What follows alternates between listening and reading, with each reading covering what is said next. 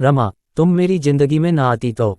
Doctor Bhimrao Ambedkar का पत्नी के नाम प्यार भरा खत 30 दिसंबर 1930 को डॉक्टर भीमराव अंबेडकर ने लंदन से रमाबाई को एक पत्र लिखा था, उसी पत्र का संपादित अंश। रमा, कैसी हो रमा तुम्हारी और यशवंत की आज मुझे बहुत याद आई। तुम्हारी यादों से मन बहुत ही उदास हो गया है। मेरी बौद्धिक ताकत बहुत ही प्रबल बन गई है। शायद मन में बहुत सारी बातें उमड़ रही हैं। हृदय बहुत ही भावप्रवण हो गया है। मन बहुत ही विचलित हो गया है और घर की, तुम सबकी बहुत याद आ रही है। तुम्हारी याद आ रही है, यशवंत की याद आ रही है। मुझे तुम जहाज पर छोड़ने आई थी। मैं मना कर रहा था, फिर भी तुम्हारा मन नहीं माना। तुम मुझे पहुंचाने आई थी। मैं राउंड टेबल कॉन्फ्रेंस के लिए जा रहा था। हर तरफ मेरी जय जयकार गूंज रही थी और ये सब तुम देख रही थी। तुम्हारा मन भर आया था, कृतार्थता से तुम उमड़ गई थी। तुम्हारे मुंह से शब्द नहीं निकल रहे थे, परंतु तुम्हारी आंखें, जो शब्दों से बयां नहीं हो पा रहा था, सब बोल रही थीं। तुम्हारा मौन शब्दों से भी कई ज्यादा मुखर बन गया था। तुम्हारे गले से निकली आवाज तुम्हारे होठों तक आकर टकरा रही थी। और अब यहाँ लंदन में इस सुबह ये बातें मन में उठ रही हैं।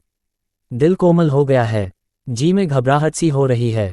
कैसी हो रमा तुम? हमारा यशवंत कैसा है? मुझे याद करता है वह? उसकी संधिवात जोड़ों की बीमारी कैसी है? उसको संभालो रमा। हमारे 4 बच्चे हमें छोड़कर जा चुके हैं। अब है तो सिर्फ यशवंत ही बचा है। वही तुम्हारे मातृत्व का आधार है। उसे हमें संभालना होगा। यशवंत का ख्याल रखना रमा। यशवंत को खूब पढ़ाना। उसे रात को पढ़ने उठाती रहना।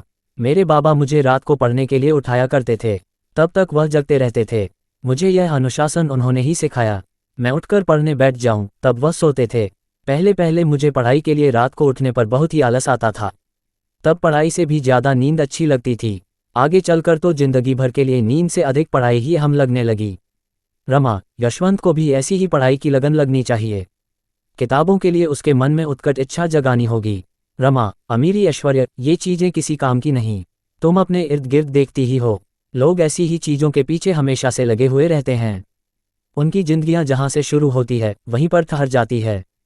इन लोगों की जिंदगी जगह बदल नहीं पाती। हमारा काम ऐसी जिंदगी जीने से नहीं चलेगा रमा। हमारे पास सिवाय दुख के कुछ भी नहीं है। दरिद्रता, गरीबी के सिवाय हमारा कोई साथी नहीं। मुश्किलें और दिक्कतें हमें छोड़ती नहीं हैं। अपमान, छलावा, अवहेलना यही चीज़ें हमारे साथ छांव जैसी बनी हुई हैं। सिर्फ अंधेरा ही है, दुख का समंदर ही है। हमारा सूर्योदय हमको ही होना होगा रमा। हमें ही अपना मार्ग बनना है। उस मार्ग पर दियों की माला भी हमें ही बनानी है। उस रास्ते पर जीत का सफ़र भी हमें ही तय करना है। हमारी कोई दुनिया नहीं है, अपनी दुनिया हमें ही बनानी होगी। हम ऐसे ही हैं रमा। इसलिए कहता हूँ कि यशवंत को खूब पढ़ाना, उसके कपड़ों के बारे में फिक्रमंद रहना, उसको समझाना बुझाना, यशवंत के मन में ललक पैदा करना। मुझे तुम्हारी बहुत याद आती है, यशवंत की याद आती है। मैं समझता नहीं हूँ, ऐसा नहीं है रमा, मैं समझता हूँ कि तुम इस आग में जल रही हो। पत्ते टूटकर गिर रहे हैं और जान सूखती जाए ऐसी ही तू होने लगी है। पर रमा, मैं क्या करूँ? एक तरफ से पीठ पीछे पड़ी दरिद्रता और दूसरी तरफ मेरी जिद और लिया हुआ दृढ़ संकल्प ज्ञान का। सच कहूँ रमा, मैं निर्दयी नहीं, परंतु जिद के पंख पसार कर आकाश में उड़ रहा हूँ। किसी ने पुकारा तो भी यातनाएं होती हैं। मेरे मन पर खरोंच पड़ती है और मेरा गुस्सा भड़कता है। मेरे पास भी हृदय है रमा, मैं तड़पता हूँ, पर मैं बंध चुका हूँ क्रांति से। इसलिए मुझे खुद की भावनाएं चिता पर चढ़ानी पड़ती हैं। उसकी आंच तुम्हारे और यशवंत तक भी कभी कभी पहुँचती है, ये सच है। पर इस बार रमा, मैं बाएं हाथ से लिख रहा हूँ और दाएं हाथ से उमड़ आए आंसू पोंछ रहा हूँ। रमा, तुम मेरी जिंदगी में न आती तो, तुम मन साथी के रूप में न मिली होती तो क्या होता? मात्र संसार सुख को ध्येय समझने वाली स्त्री मुझे छोड़ के चली गई होती। आधे पेट रहना, उपला गोईठा चुनने जाना या गोबर ढूंढकर उसका उपला थापना या उपला थापने के काम पर जाना किसे पसंद होगा? चूल्हे के लिए ईंधन जुटा कर लाना मुंबई में कौन पसंद करेगा? घर के चितरे हुए कपड़ों को सीते रहना।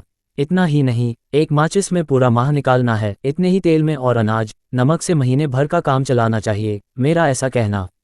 इतने ही तेल में और अनाज नमक से महीने भर का काम चलाना चाहिए, मेरा ऐसा कहना। गरीबी के ये आदेश तुम्हें मीठे नहीं लगते तो मेरा मन टुकड़े टुकड़े हो गया होता। मेरी जिद में दरारें पड़ गई होती, मुझे ज्वार आ जाता और उसी समय तुरंत भाटा भी आ जाता। मेरे सपनों का खेल पूरी तरह से तहस नहस हो जाता। रमा, मेरे जीवन के सब सुर ही बेसुरे बन जाते, सब कुछ तोड़ मरोड़ कर रह जाता, सब दुखमय हो जाता। मैं शायद बौना पौधा ही बना रहता। संभालना खुद को जैसे संभालती हो मुझे। जल्द ही आने के लिए निकलूंगा, फिक्र नहीं करना। सबको कुशल कहना, तुम्हारा भीमराव लंदन 30 दिसंबर 1930 सूचना सिर्फ मान्यताओं और जानकारियों पर आधारित है। यहाँ ये बताना जरूरी है कि यह मेरा वीडियो किसी भी तरह की मान्यता जानकारी की पुष्टि नहीं करता है। किसी भी जानकारी या मान्यता को अमल में लाने से पहले संबंधित विशेषज्ञ से सलाह लें। धन्यवाद।